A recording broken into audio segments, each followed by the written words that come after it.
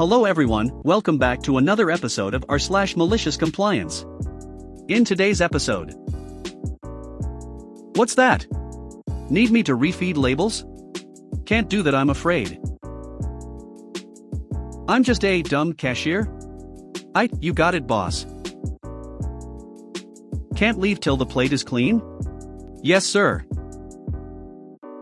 Before we get started, make sure to subscribe so you will never miss a video. So let's get started. What's that? Need me to refeed labels?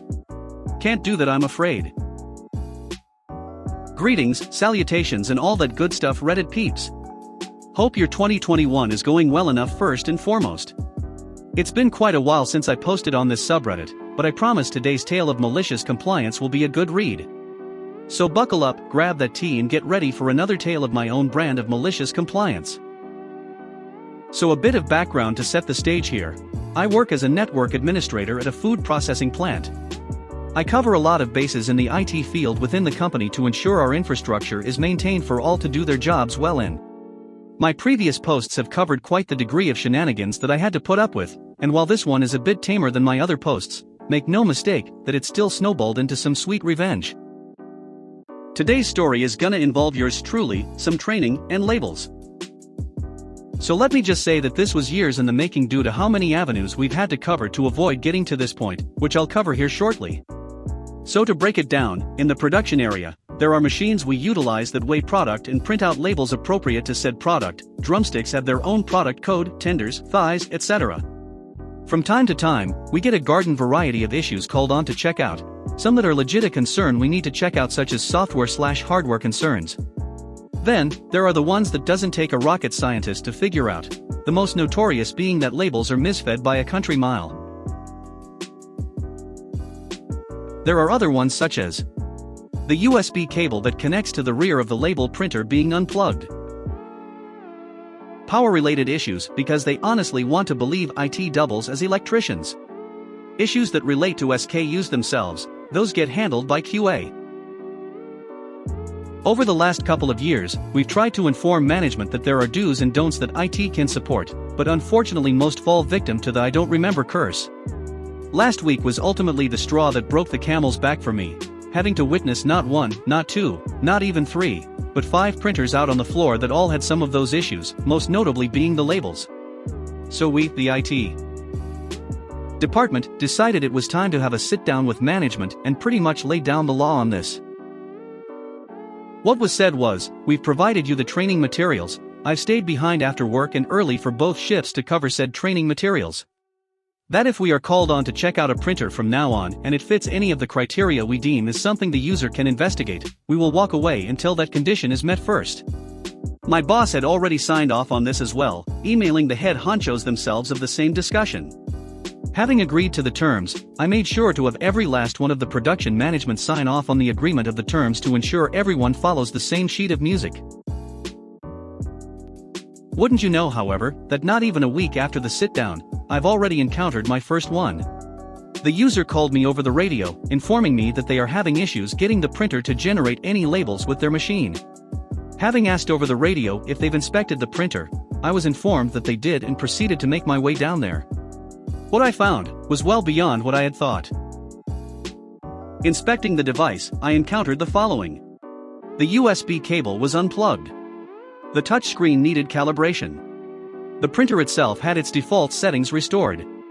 And the most obvious of all, the label was misfed by a country mile.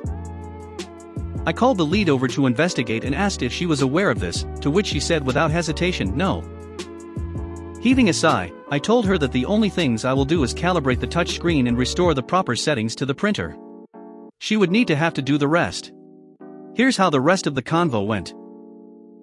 User, well, you're here now, why don't you do it? Me, because I won't, it's that simple. User, well, why not? Me, because it was part of that agreement that you and the others signed off on, remember? User, well, it's only one time. I'll remember for next time. Me, there isn't gonna be a next time because there won't be a this time. You signed the agreement knowing what I outlined for you all.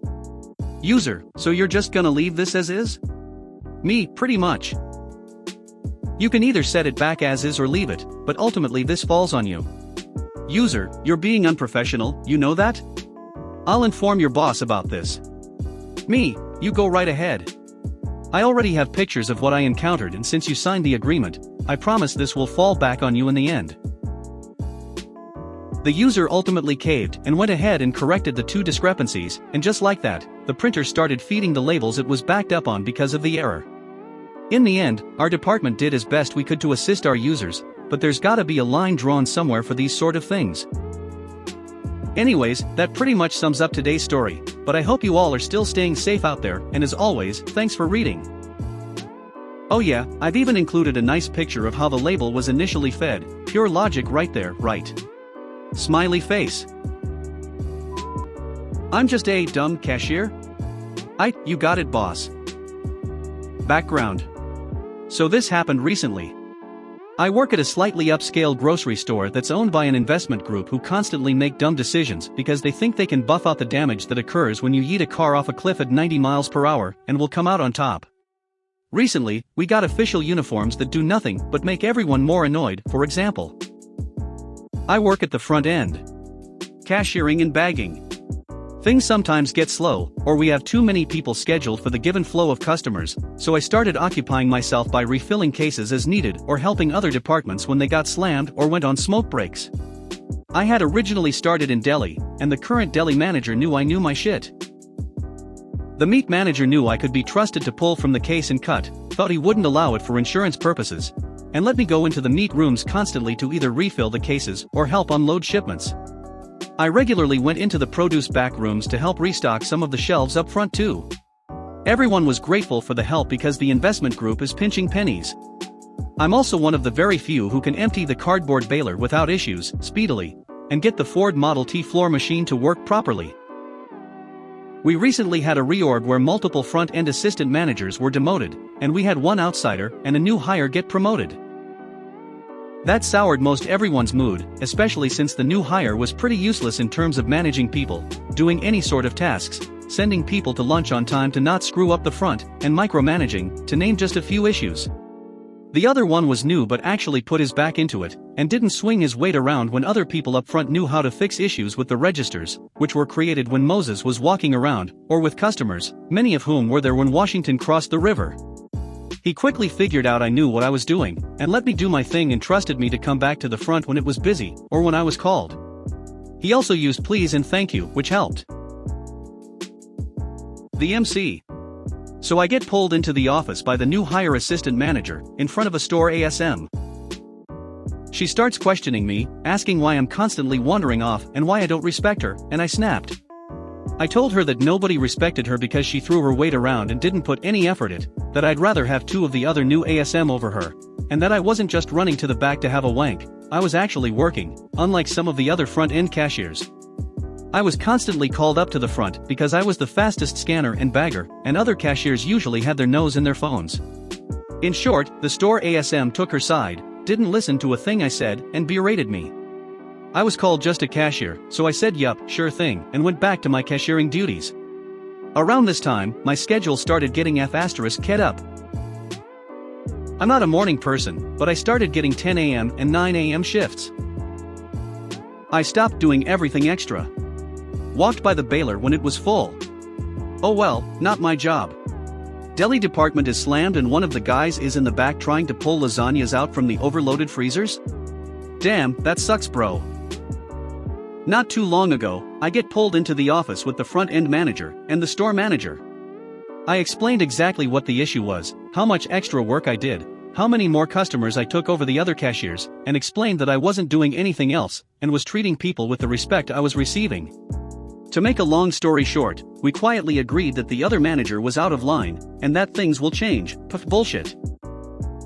I plan on not going back to doing what I do until I renegotiate my contract with the store manager, because Jack sh**t has changed. Can't leave till the plate is clean? Yes sir. This happened a long time ago, when I, 30s F, was just a wee one. I'll start off by saying my dad isn't a great cook. He has a unique talent when it comes to cooking. He can somehow burn something on the outside, and leave it frozen on the inside. Needless to say, he wasn't often the one making meals for me and my brother. I should also note that I'm not a picky eater. I love food, but I do have an extremely sensitive sense of smell and taste. I immediately know when something tastes off. I have an especially hard time with reheated chicken, and especially when heated in the microwave. To me, pre-cooked microwave chicken tastes like what a wet dog smells like. On to the story. One night, when I was 8 or 9, my mom had a board meeting and tasked my dad with making us dinner. When he realized there weren't leftovers from the night before, he pulled out a box of frozen chicken cordon bleu from Costco. The oven takes too long, so he nuked them in the microwave. They were soggy and the meat inside was a little gray. I took one bite and decided that's a nope for me. I tried to negotiate an alternative, but he wasn't having it. My dad is a stubborn person. Really stubborn. But the apple doesn't fall far from the tree. He gives me an ultimatum. You will not leave this table until you eat every single bite. No alternatives, that's the deal. Cue malicious compliance. I ask if I'm allowed to at least use the bathroom. He says yes, so I head downstairs to the kids' bathroom, and oh, and what do you know? My sleeping bag is sitting right next to the bathroom door. I do my thing and head back upstairs. My dad is reading in the living room at this point and doesn't see me sneak back to the table with my sleeping bag. I sit back down in my spot and put the bag under the table. My dad periodically checks in on my progress, of which I make none. This goes on until he's ready for bed. He reminds me I can't leave the table till I've cleaned my plate.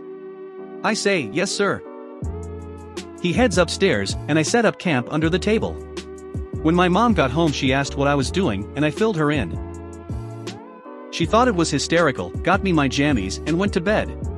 She must not have told my dad, because when he came down in the morning and saw my untouched plate, he was visibly annoyed. That's when I poke my head out to say, "Morning, Dad. I haven't left the table." The look on his face was priceless.